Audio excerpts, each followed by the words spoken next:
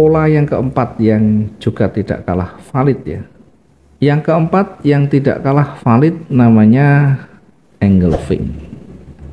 Ini artinya menutup candle sebelumnya.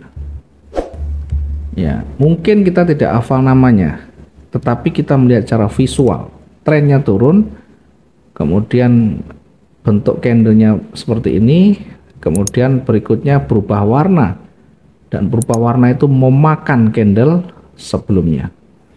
Ini yang kita jadikan dasar adalah bodinya, bukan sumbunya, bukan high dan range-nya, high dan low-nya, tetapi panjang bodinya. Sekali lagi, ini juga nanti berada di ujung tren ya, bukan berdiri sendiri.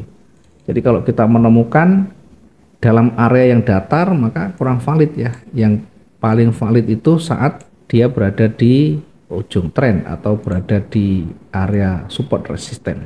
Jadi yang disebut dengan engulfing itu setelah tren, kemudian ada perubahan warna, yang warna itu lebih panjang bodinya dari sebelumnya, dan tentu diiringi sebelumnya dengan petunjuk ya. Petunjuk bisa juga dari rejeksi, dari loss momentum dan sebagainya. Ada banyak sekali sebenarnya di pola candle, tetapi kalau kita melihat dari 4 pola ini, maka rata-rata nanti akan terpenuhi syarat itu ya. Jadi ada banyak pola yang nanti kalau kita gabung akan ketemu dengan pola ini ya. Misalkan pola apa? Pola harami ya. Pola harami itu pola dengan bodi yang pendek. Kita tetap memperhatikan ya, dari pola itu tidak bisa berdiri sendiri, tapi harus melihat secara konstruksi ya di sebelah kirinya. Dari 4 ini nanti akan sangat potensial untuk nanti melihat dari pergerakan yang ada. Selain 3 yang pertama tadi ada loss momentum, ada rejeksi, ada perubahan warna. Nah, biasanya kalau kita pengen scalping itu manfaatkan pergerakan-pergerakan kecil naik dan turunnya dengan target yang kecil ya, kita bisa menggunakan M5 atau M15. Jadi di M5 atau M15 kita lihat ya, kalau dia zigzag, hati-hati kalau dia zigzag, naik dan turunnya hampir sama begini, maka sangat tidak menguntungkan nantinya ya. Kita lihat apalagi ada jarum di atas bawah gini, ini sangat berisiko. Lebih baik kita hindari, kita tunggu sampai betul-betul ada yang lebih tren, misalkan begini. Nanti akan terbentuk koreksi. Setelah itu kita bisa lihat di sini, kita bisa melihat konfirmasi. Kalau dia sudah bergerak naik, kita bisa ambil buy di situ. Sama swing high dan swing low yang menuju ke atas, 1 2 3 4, yang kelima dia akan bergerak lanjut. Pergerakannya lebih cepat karena menggunakan time frame yang kecil. Bagaimana dengan pola candle? Bisa saja, yang penting ada tren dulu, jangan masih datar kita masuk. Kita selalu perkecil begini, kita selalu memperkecil. Ketika dia bergerak turun pun akan kelihatan, ketika dia bergerak turun pun akan kelihatan. Dari sana pergerakan sudah mulai mengecil, merah sudah mulai mengecil, mulai ada rejeksi. Bahkan bukan satu rejeksi, tapi banyak, disebut dengan multi rejeksi. Itu artinya seller itu mencoba menekan jauh lebih kuat, tapi gagal sampai di situ, di harga itu. Kemudian pada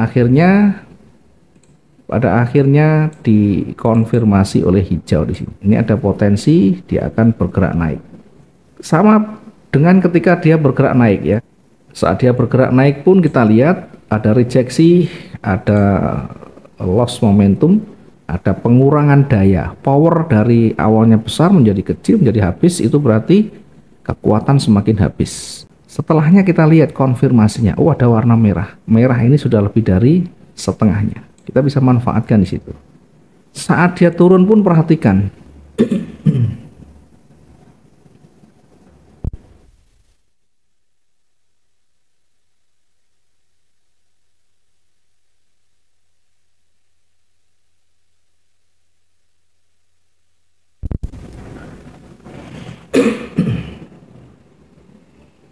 saat bergerak turun pun selalu kita perhatikan candle per candle yang terbentuk di sana. Semakin berat ke bawah, semakin banyak penolakan, semakin besar peluang memantul. Tentu harus terkonfirmasi ya. Warna kalau awalnya turun berarti konfirmasi naik harus hijau. Saat dia bergerak naik, kemudian tiba-tiba berubah warna, kita lihat, oh ini ada inside bar di sana. Kita manfaatkan peluang kecilnya, ya. M5 itu ya paling 60-100 selesai. 60 sampai 100 ya, artinya tidak termasuk spreadnya. Jadi kalau 0,1 ya $6, kalau 100 ya $10. Begitu seterusnya, tergantung kita mau yang mana, mau yang cepat atau lambat. Kalau yang lambat pakai time frame yang lebih besar, targetnya bisa lebih besar, menunggu lebih agak lama, tetapi tidak terlalu kena pingpong di sana. Saat dia bergerak turun pun kita perhatikan ada loss momentum, ada rejeksi, ada perubahan warna dan sebagainya.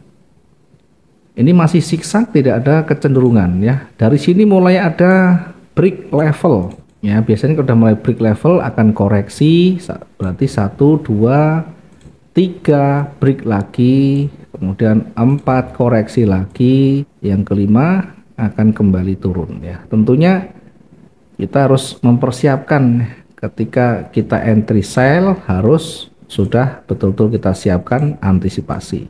Akhirnya tetap turun lagi, meskipun awalnya ya sempat naik, tapi pada akhirnya tetap dapat ya, target sesuai yang kita harapkan. Mungkin targetnya tidak 100, mendekati di sini ya boleh-boleh saja, atau 100 atau 70 80 ya, silahkan sesuaikan dengan nyaman kita mengambilnya.